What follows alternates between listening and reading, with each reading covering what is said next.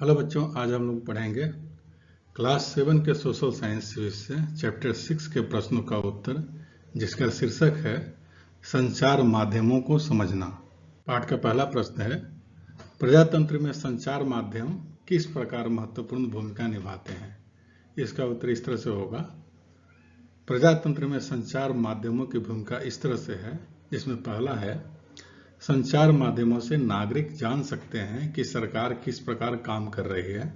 दूसरा है, संचार माध्यम निश्चित करते हैं कि किन बातों पर जनता का ध्यान केंद्रित किया जाना है। इस प्रकार संचार माध्यम जनमत निर्माण का एक सशक्त माध्यम है। और तीसरा है, वह सरकार की नीतियों का समालोचना करती है। चौथा है, वह जनता को सरकारी नीतियों अथवा कार्यों के पक्ष और विपक्ष हेतु मंच प्रदान करते हैं।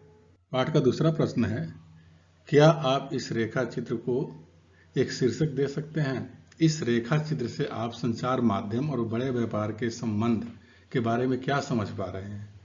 इसका उत्तर इस तरह से होगा, शीर्षक है संचार के माध्यम से व्यापार। संचार के माध्यम से उद्योगपति अपने उत्पाद को बेचते हैं।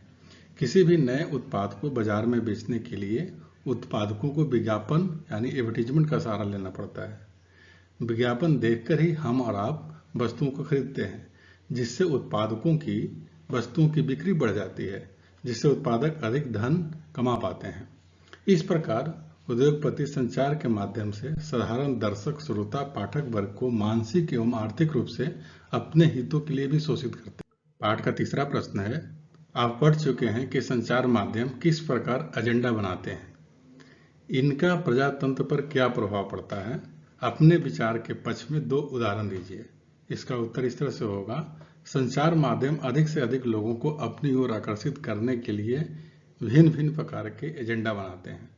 यह प्रजातंत्र को अनेक प्रकार से प्रभावित करते हैं। उदाहरण के लिए, सरकार की नीतियों के बारे में जनता को बतलाती है। जनता सरकार की नीतियों पर अपना जनमत तैयार करती है। संचार माध्यम निश्चित करते हैं कि किन किन बातों पर ध्यान केंद्रित किया जाना है, और इस तरह से वह एजेंडा निश्चित कर देते हैं। पाठ का चौथा प्रश्न है, कक्षा परियोजना के रूप में समाचारों में से एक शीर्षक चुनकर उस पर ध्यान केंद्रित कीजिए और अन्य समाचार पत्रों में से उससे संबंधित विवरण छाटिए। दूरदर्शन समाचार पर भी इस विषय पर प्रसारित सामग्री देखिए।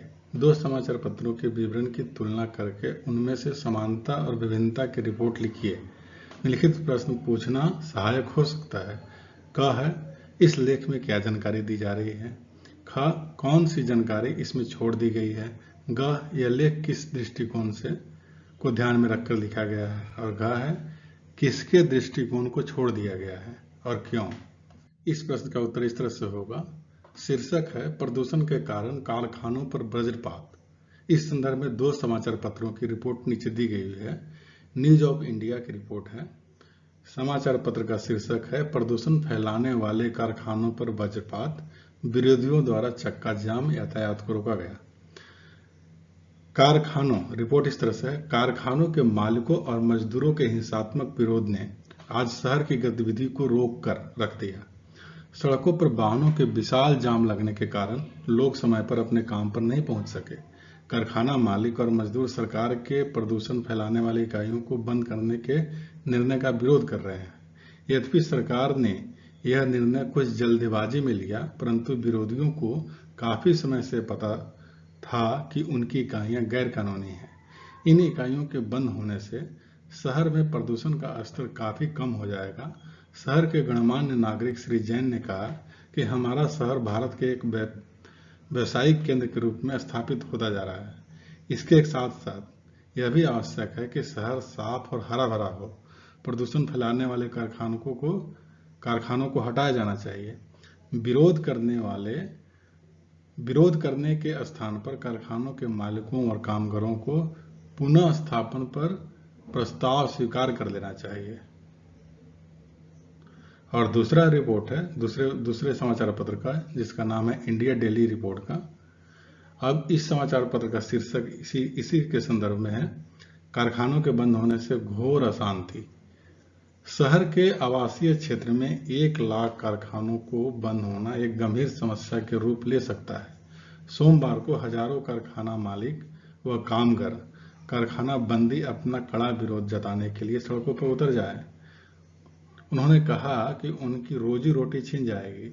उनका कहना है कि गलती नगर निगम की है, क्योंकि यह आवासीय क्षेत्रों में लगातार नए कारखाने लगाने के लिए लाइसेंस देता रहा। उन्होंने यह भी कहा कि उनके पुनः स्थापन के लिए पर्याप्त प्रयत्न नहीं किए गए। कारखानों के मालिकों और मजदूरों के कारखानों बंद कराने के विरोध में सड़क में एक दिन बंद का प्रस्ताव किया है। एक कारखाने के मालिक श्री शर्मा ने कहा कि सरकार कहती है कि उसने हमारे पुनः स्थापन के लिए बहुत काम किए हैं, लेकिन जिस प्रकार के क्षेत्र वो हमें दे रही है वहां किसी प्रकार की सुविधा नहीं है और पिछले 5 वर्षों में कोई भी विकास का कार्य नहीं हुआ। का प्रश्न है, इस लेख में क्या जानकारी दी जा रही है? इस लेख में प्रदूषण के कारण 1 लाख कारखानों के बंद होने से कारखानों के मालिकों और मजदूरों के विरोध से संबंधित एक रिपोर्ट दिया गया है। और ख प्रश्न है, कौन सी जानकारी इसमें छोड़ दी गई है? न्यूज ऑफ इंडिया के कारखानों से फैलने वाले प्रदूषण के दुष्परिणामों की व्याख्या नहीं की गई है, जबकि इंडिया डेली की रिपोर्ट में कारखानों और मजदूरों का विरोध करना कितना उचित है तथा नगर निगम द्वारा कारखानों को कितना सुविधा दिया गया है और क्या क्या कमी रह गई है, इसके बारे में नहीं बतलाया गया है। ग प्रश्न है, यह लेख किसके दृष्टिकोण को ध्यान में रखकर लिखा गया है?